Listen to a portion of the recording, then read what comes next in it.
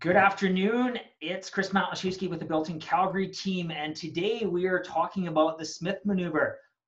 We have a guest with us today that is very well versed and as well has some accolades on the back of the Smith maneuver. Please welcome Jason Henneberry with the Mortgage Pal Connection Group. So I really appreciate you taking the time today and coming on board to answer some questions with us. Appreciate being here. Thanks for inviting me on the call. Yeah.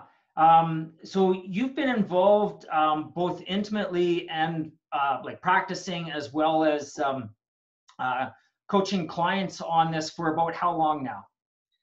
So I first started advising on or talking to people about the Smith maneuver back in 2005, 2006. I actually came across, I know you've got a copy of the book there. You might want to flash it, but I came across the book almost right after it was published. I was working at TD Bank at the time, and I had a client come in, lean across the desk and say, I want to do the Smith maneuver with you in like a hushed tone. And I was like, dude, I don't know what the Smith maneuver is, but I'm pretty sure you're not going to be doing it with me, you know? And he's like, no, it's this book, it's financial strategy, pulls up this book. And so we started looking at it together. That's it, is your mortgage tax deductible. And so, and that was written by Fraser Smith. I think it was 2002, 2003, and it became a bestseller, and it was kind of new to me at the time. And then a couple of years later, I left the bank to become an independent mortgage broker, and I immediately gravitated towards the strategy. And we started doing small seminars with like a half a dozen people, and people responded so well to the concept that we then kind of reinvested and grew the seminar base. And over the next 2-3 years, we put like 20,000 people through seminars all across Canada, BC, Alberta, Ontario, and so it was a really great way to kind of meet clients and start a conversation that was different. I mean, everybody wants to talk about how to make your mortgage tax deductible, because in Canada we don't automatically get that tax benefit like our neighbors to the south do. So it's a good conversation starter. Yeah, so you kind of just touch on a couple of the points about the Smith maneuver. Now that you're versed in it, how would you explain what the Smith maneuver is exactly? So there's a lot of different ways. If you've ever come across the strategy before, or you've read up on it, or you've listened to some podcasts about it, you know that there's a whole bunch of variations on it. But the fundamental tenet in the tax law that allows you to make your mortgage tax deductible is simply that you are allowed to borrow to invest. And when you do that, you can write the interest off on the money that you borrow. So, if you're running a small business, if you're a taxi driver and you borrow money to finance your car, or you're a sole proprietor, or if you're borrowing money to invest in the capital markets or buying a rental property, pretty much everybody already knows that you get to write the interest off on that money. But when you buy your home, you don't automatically get to write the interest off. And that's because the government of Canada doesn't view your primary residence as an investment, mostly because it doesn't typically generate revenue. And so your home is a consumer expense. So the debt of your mortgage that's on your home, it's considered bad debt. So good debt is debt that you can write the interest off. Bad debt is debt that you can't write the interest off. It's debt that you use to finance consumer purchases, like buying your car, going groceries, putting that stuff on the credit card. And the mortgage on your home is this massive chunk of, it's the biggest piece of bad debt you're ever going to have. And so the concept of the Smith maneuver is really quite simple. Cost of living is expensive. We, as Canadians, tend to think in terms of stages, where stage one is, buy our first home, the payments are high, pay it off, maybe upgrade once or twice along the way, pay it off. And then later in life, you start saving for retirement. And the problem is there's really like 2 or 3 problems. The first one is when you wait till after your mortgage is paid off to start saving for retirement, you kind of lose years of like valuable compounding growth, right? And so that it doesn't grow to the size of the nest egg that you typically need. It'd be way more beneficial if you could start earlier, but we're paying off our mortgages faster. And so the Smith maneuver gives you a process, a systematic way of paying off your mortgage and investing simultaneously. And when you do that, you get tax benefits, and then you can reinvest those tax benefits to accelerate the whole plan. So it's a very cool, strategy that most homeowners really aren't aware of, and probably should be. Yeah, no. So how exactly then does somebody go about to take that non-deductible mortgage and turn it into that deductible mortgage? Like what were the steps involved? So there's a process for it, and probably the easiest way to explain it to someone is, if you bought a home or like a rental property, let's say. So we kind of all know that if you borrow money or you get a mortgage on a rental property, that mortgage debt is automatically tax deductible, or the interest cost you can write off against your income on that property. And the reason for that is because you're generating income off that property.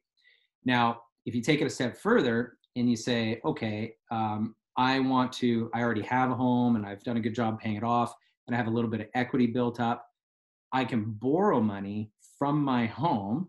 Most of us know this. You can borrow equity from your home, use that as a down payment on the rental. And not only can you write the mortgage off that you get on the rental, but you can write the interest off on the money that you borrow from your principal residence to make that down payment. And that's because there's a nice paper trail that says you borrowed from your primary residence to buy a revenue generating asset. And so what the Smith maneuver does is, not everybody has the ability to just go grab a large amount of equity in one day and do that. But the Smith maneuver gives you a systematic way of, over time, as you make your monthly mortgage payments, you're paying down your mortgage debt. You can access the equity that you're paying down each month, and you can borrow that back out and get it invested. And so it's a systematic process of gradually building up your investment portfolio from the equity portion of your payment. And as you do that, you build your tax deductible debt and you start getting incremental tax benefits. Yeah. Now, what's the loan to value that's required? I mean, obviously, somebody with 5% down won't be able. This won't be applicable to them. But somebody that has a sizable amount of equity in their house, what loan to value can somebody start doing this program? So you can start at 80% loan to value. So you have to have at least 20% equity in the property. Pure and simple reason is that the readvanceable products that you need, so as you're paying it down, you're kind of borrowing it back, those products cap out at 80%. You just can't get them at 82 or 85%. They don't exist. Mm-hmm. So you have to have at least 20% equity. So if you're 5% down, 10% down, then there's strategies that you can put in place to kind of, your number one goal is to get to that 20% equity. And then you can restructure your mortgage into what we call a multi-component readvanceable product. It's a fancy term. All it means is you can have at least two components, which you can keep track of your mortgage debt and your investment debt separately. And then readvanceable just means as you pay it down, you can readvance it. You can borrow it back. And then there's all kinds of rules around how much of it can be readvanceable and all this stuff. And then there's variations from bank to bank, but fundamentally, once you have 20%, you can get into the right products. Mm. Yeah, we were chatting a little bit earlier there. I've been utilizing this program for about 6 years now, and even just starting at 20% down every month that you're knocking off, $500, $1,000, whatever the number be, that equity is now available for you to invest in. And I think that that's what people need to keep in mind, is it needs to be an advancing or an adjustable line of credit.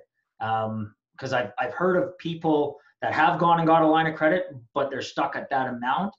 How difficult is it to repurpose that line of credit? So not all mortgage products or line of credit products are created equal. It's a really good point, Chris. You want to be working with someone, if you're going to restructure your mortgage, there's costs to that, right? Appraisals, legal fees. Don't just go out and think you're setting up the right product. You want to be working with someone that understands, first and foremost, the strategy, but knows how to set up the mortgage properly. So a really good example of that, one of the lenders that we like for this is Scotiabank. But and they have a product called the STEP.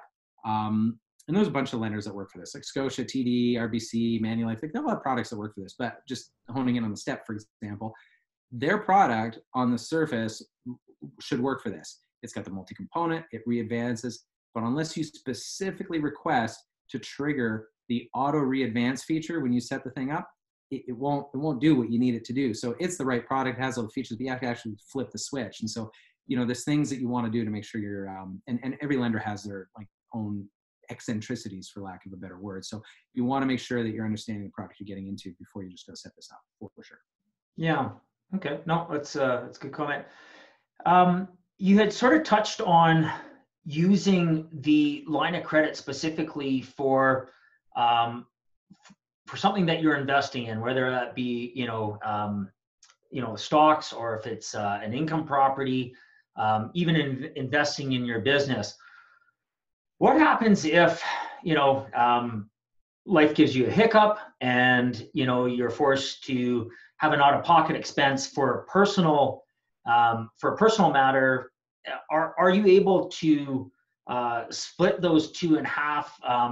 Can you, as long as you're keeping track of the appreciating asset versus a depreciating asset, can this program still work if by chance you need to take it out for a personal matter? Yeah, we call that hitting the pause button, Chris.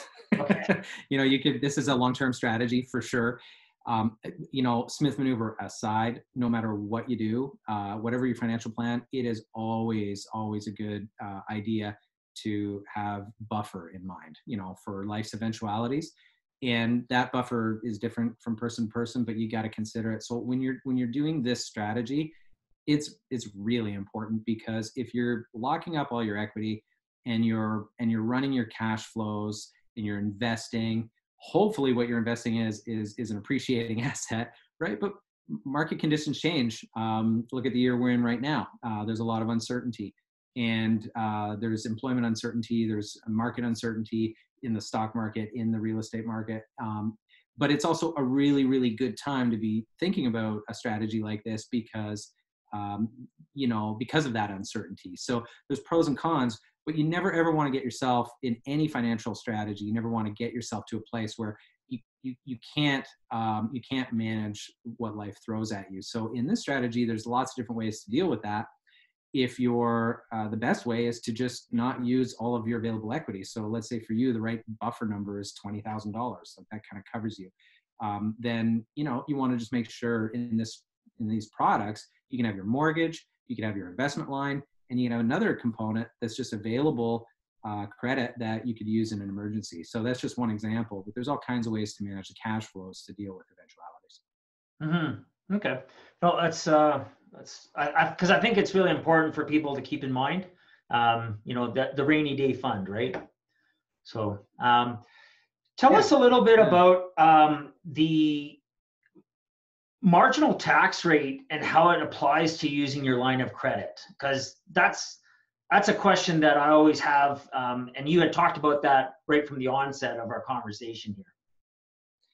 Yeah, so marginal tax rate plays a big part of this. If you're a high income earner and you've got lots of available equity and you have some existing investments, I mean, this is a strategy you might want to really consider, because you're probably sitting at a very high marginal tax rate, and all that means is the tax percentage that you pay on the next dollar that you earn. That's what the marginal tax rate. Then there's your average tax rate, which is kind of like, so you might make, I'm just going to use some round numbers here. Let's say you're a $100,000 income earner and your marginal tax rate is 40%, nice round number. Well, the next $10,000 that you earn, you're going to pay $4,000 in taxes. But on the first $100,000, you're not necessarily going to pay $40,000 in taxes, because your average tax rate is kind of like, what do you pay at each marginal rate? And so you might blend down to like 25% or something like that. So your marginal tax rate, though, is where you typically get your financial benefits from this strategy, because whatever your interest costs are that are tax deductible, you get to deduct them off your highest dollar earned, essentially. So your marginal tax rate kind of drives your benefits. So if you're in a 40% marginal tax rate and you have $10,000 in deductible interest costs, then you get to claim that $10,000 as a deduction, and your financial benefit is a $4,000 refund, which then you can kind of do whatever you want with. But if you really want to make this plan work and accelerate it, you take that $4,000, you pay it down on your mortgage, you borrow it back, you get it invested, and you cycle it through. But there's no requirement to do that. Of course, some people take the tax refunds from the strategy and use it to go on vacation or fix the house up a little bit. So. Yeah, I can share with you. It becomes addicting when you're seeing it just getting that mortgage just getting hammered. You know, we're talking right now during tax season, and um, you know, I've got my appointment with my accountant on Thursday here, and you know, I've got a refund coming, and it's primarily due, you know, to this to work in the Smith, and it's exciting, and unfortunately, you start getting way too excited because you know, we're looking for another property right now, and I'm thinking, how do I take further advantage of this? So. Um, So rental, so we talked about investors, investor profiles, you buying another property, kind of the addictive nature of it. It's totally true. Um, so one of the first things that we do with clients is this is a very much a planning thing. Whereas, you know, most mortgages are kind of viewed as commodities where you know, what's my rate? What's my payment? I'm good to go. See you in 5 years. With this, you're really thinking about, okay, what's happening over the next 5 years? What's the long-term plan? How does the mortgage play into that plan? We often coordinate with financial advisors and accountants to make sure that everybody that, you know, that homeowner is connected with is kind of on board with what's happening, because there's a lot of moving parts. But the first step is really, you know, what's your investor profile? Do you like to, are you self-employed? Are you going to be using the money to build your business? Are you a market investor? Do you need guidance on selecting the appropriate investments? Are you a real estate person? And if you're a real estate person, strategy is super powerful because you can actually use the cash flows from your rental portfolio to make your home mortgage more tax efficient. I know you know this, Chris, because I think this is how you applied the strategy for yourself, but it's insanely powerful. And so, you know, we always start with, like, what are you into? You know, what do you want to do? And then from there, we tailor the program around your investor profile. Yeah, and that's a really good point. And so I'll just call it as it has been termed, is using the cash flow dam, and you're just segueing right into every next point here. Jason, tell us a little bit about the cash flow dam, because that's how I've used it so effectively, and it's exponential. You know, taking a 25-year mortgage and bringing it down to, you know, somewhere in the neighborhood of 8 or 12 years within a few years' time. I mean, it almost seems unbelievable. Share with us how it can be completed. Okay, cool. So happy to. So we've all been taught to kind of keep our financials separate, right? You've got your primary residence, and that's good. And then you've got your rental property. Let's say you own one rental property. You know, it's $2,000 a month in revenue and $2,000 a month in expense. Like, we'll just use a nice simple example. What we tend to do is we have our rental property over here, and we get our rental income, and then we have all our expenses. You know, mortgage payments, principal and interest. We've got the hydro, utilities, property taxes, condo fees, all that kind of stuff, right?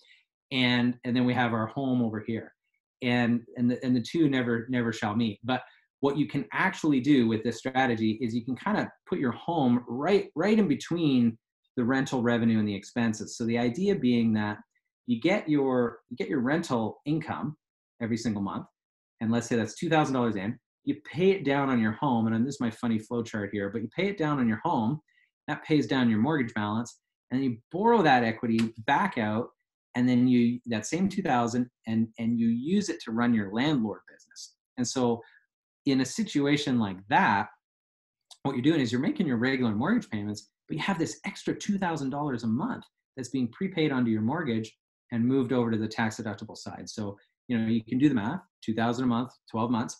Every single year, you're moving $24,000, $25,000 a year. That's debt that you have anyway, and you're just moving it from one side of the balance sheet to the other. And now for every year forward, that interest is tax deductible. That, from a balance sheet perspective, nothing has changed. You're still just 2,000 in, 2,000 out for the rental, but you're optimizing your cash flows. And when you have, you know, 2 rentals or 3, sometimes the amount of money that we can flow through the plan can be, you know, $3,000, $4,000, $5,000 or more per month. And if someone has like a $300,000 or $400,000 mortgage, we can often completely convert that mortgage to a tax deductible investment loan in just a matter of, 3, 4, 5, just a few years, right? Sometimes it's longer.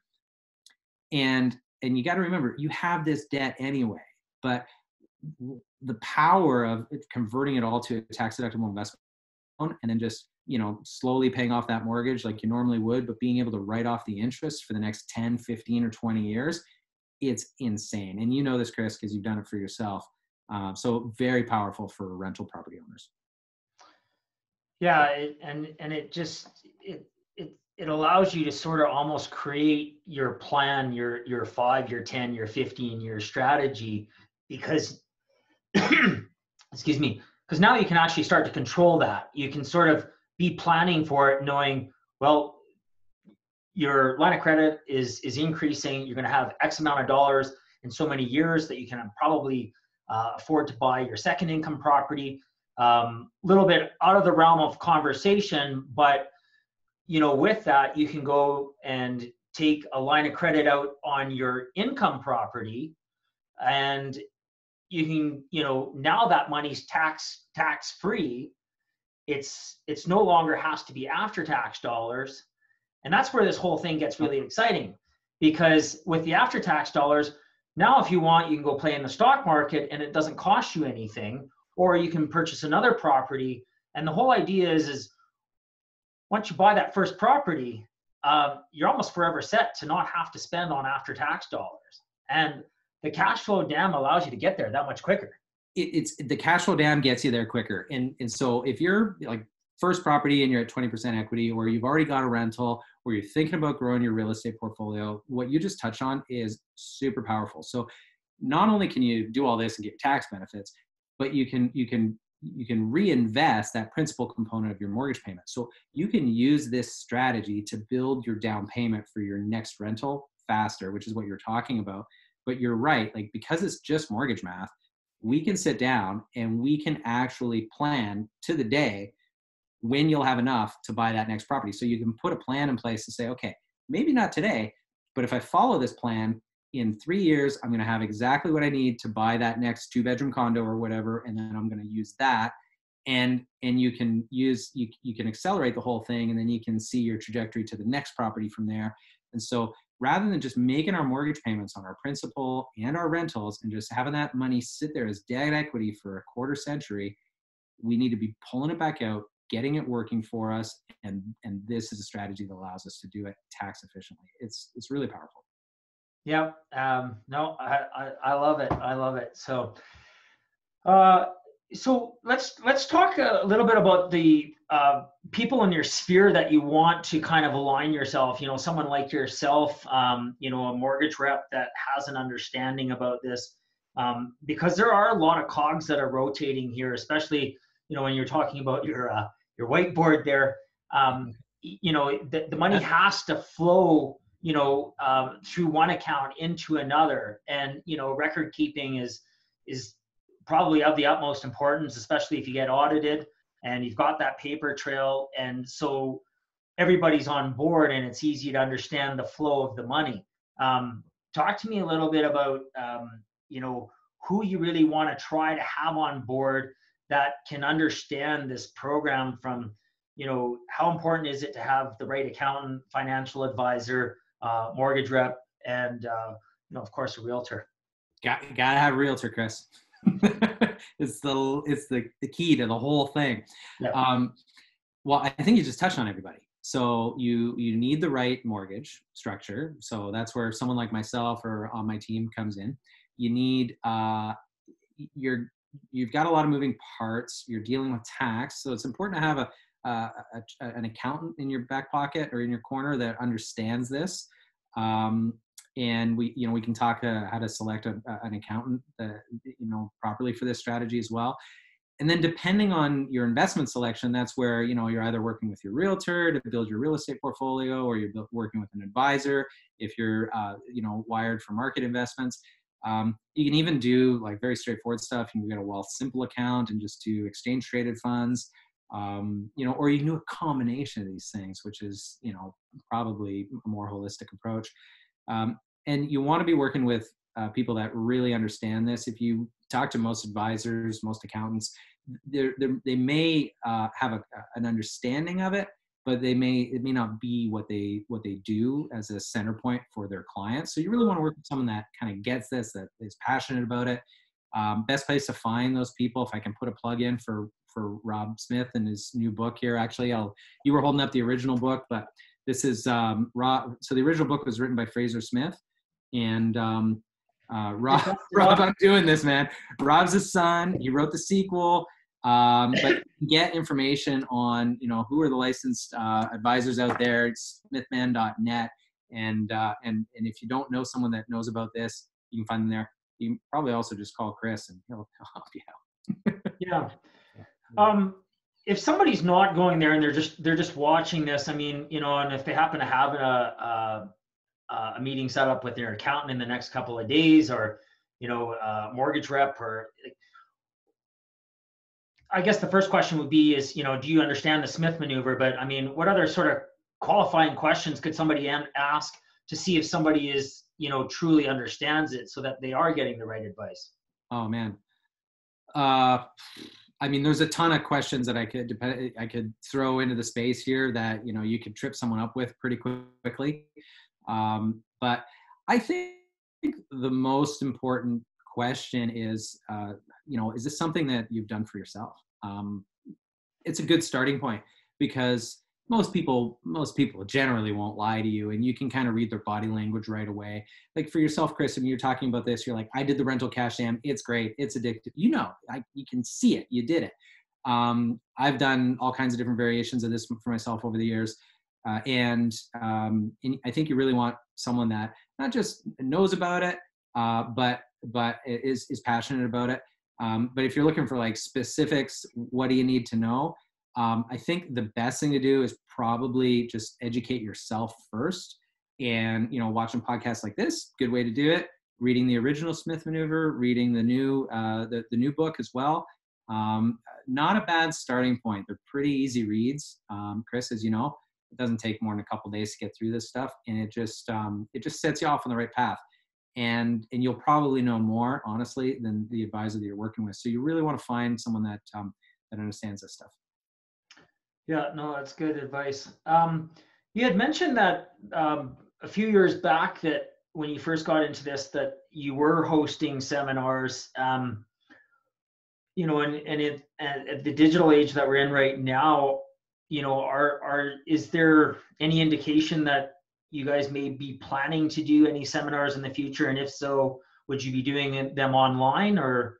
Yeah, for sure.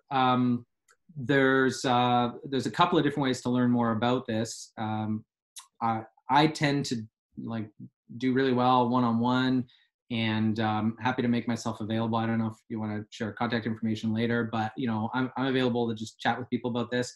I'm going to be doing personal, not like a course so much as just kind of walking people through the book in a very casual type of email series that I'm just sort of designing right now for my own personal clients. Happy to share that with you and your clients, Chris, if you like. Anybody who watches this can reach out to me and learn more about that. And then Rob Smith also has a homeowner course that he's developing as well. He just published the new book, and I know he's working on a homeowner course, and that's going to be available for like a full online course that you can pay for. And that's coming pretty soon, like in the next month or two. So, okay. Yeah. When I purchased the initial book, we were laughing about how I had this CD, and it was almost around the time where I had ordered a new desktop that didn't have a CD writer to it. So it took a couple of years, and then my wife ended up developing the spreadsheet for me, and it's pretty close. But the new book, there is the online calculator. Can you talk a little bit about that and how that ties into the book, and then how that helps people sort of to track and really get a visual understanding? I can. And Chris, I think I'd love to do that. Could we hit the pause button just for a second, because we're pushing up against the hour? And what I'd love to do is just push back my next call, and then maybe we can unpause and then go for another little few minutes or whatever. Would that be okay? Yep. And we're back. Hopefully you're able to grab a glass of water and take a sip.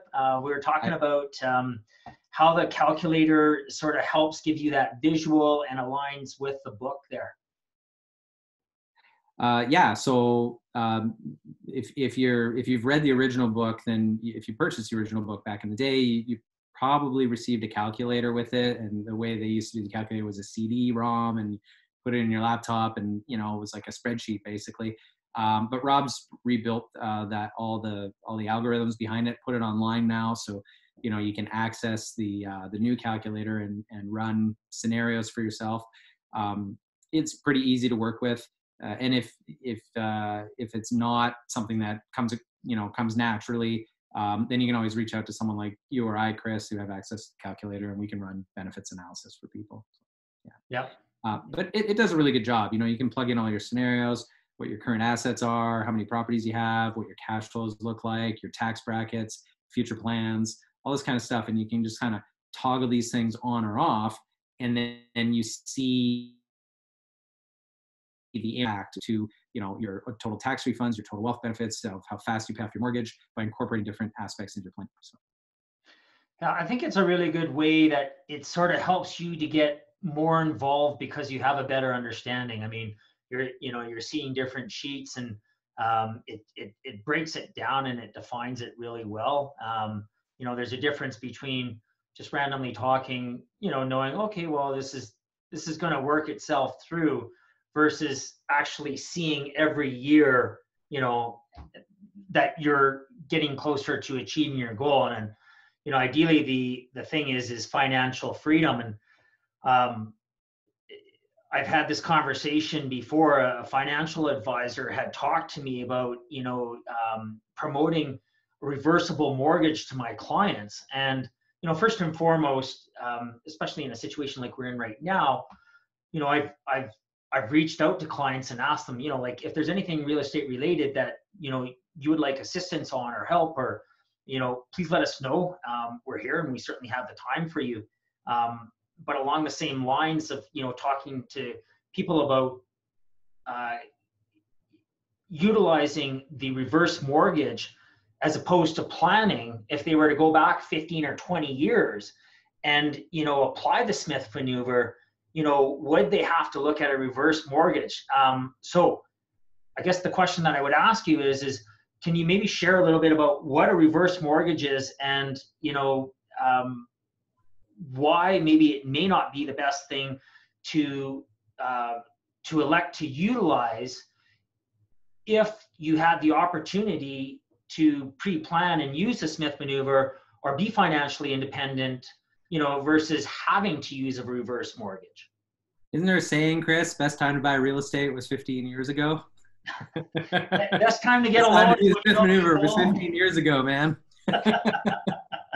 But if you're starting out today, everybody starts somewhere. So if you don't start somewhere, you're nowhere. So I think everybody's at a different place, and the key is what you do with the time that you got left. And the Smith maneuver is a good way to go, regardless of where you are in the cycle. But I think you're right. Anybody that reverse mortgages aren't necessarily a bad product. For a lot of people, they're to continue to stay in the home, to access equity, to maintain your lifestyle. But usually they're used because the overall financial picture doesn't allow them to draw from investments or have cash flows from other properties. And so, I mean, for anybody, I don't think you'd be hard pressed to find any Canadian that doesn't wish they hadn't bought another property or threw more money in the market, 15 years ago, because everybody's up.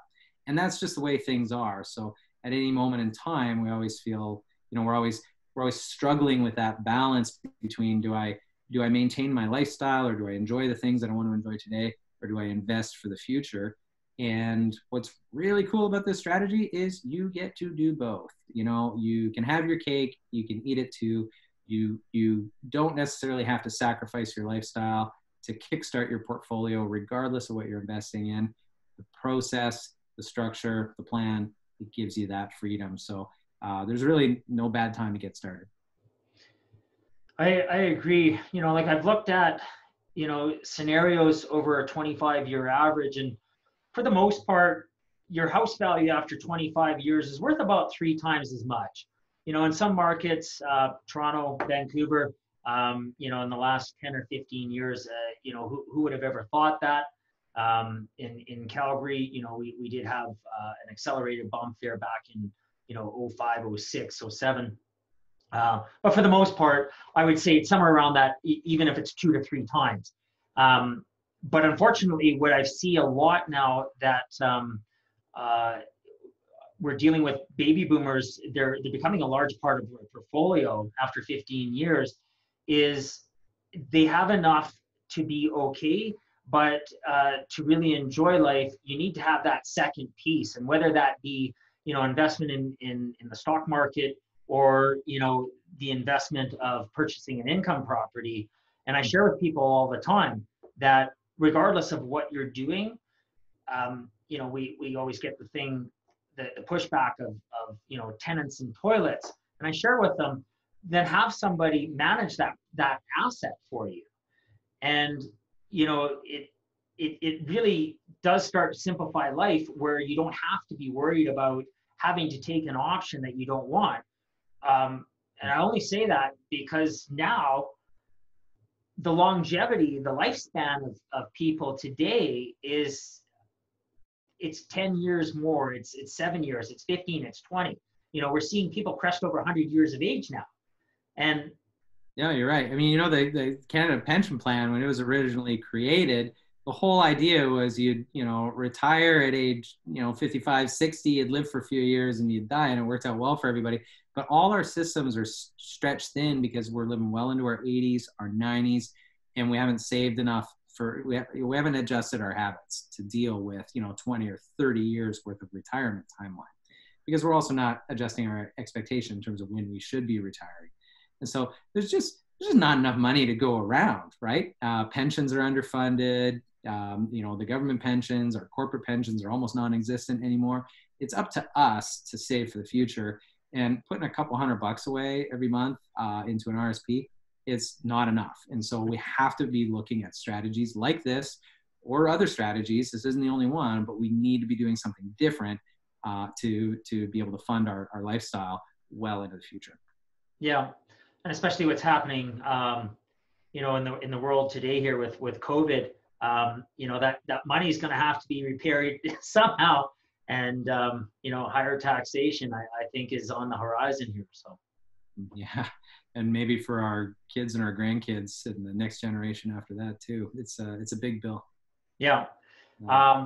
Jason, I really appreciate you taking the time here. I know you've got a couple other projects on the go, but if people want to learn a little bit more about the Smith Maneuver, aside from getting the book, and they want to pick your brain on some mortgage knowledge and how to set this up correctly, how do they get a hold of you? So easiest way to get a hold of me is probably just shoot me an email. It's easy. Appreciate the opportunity to mention my contact details, Chris. So it's jason@mortgagepal.ca, kind of like PayPal, but the word mortgage. So jason@mortgagepal.ca. I'm also really accessible on LinkedIn. You just look up my name and you'll see me, and my profile talks about making your mortgage tax deductible. So pretty hard to miss. Anybody who's interested in learning more about this, I'm happy to take an email and book a call and talk about it. So it's a great strategy and always fun to educate people on it. Talking about the financial freedom. Financial freedom, baby. That's what it's all about. Yeah, excellent. Appreciate your time. Chris, thanks for having me on. Appreciate it. Cheers.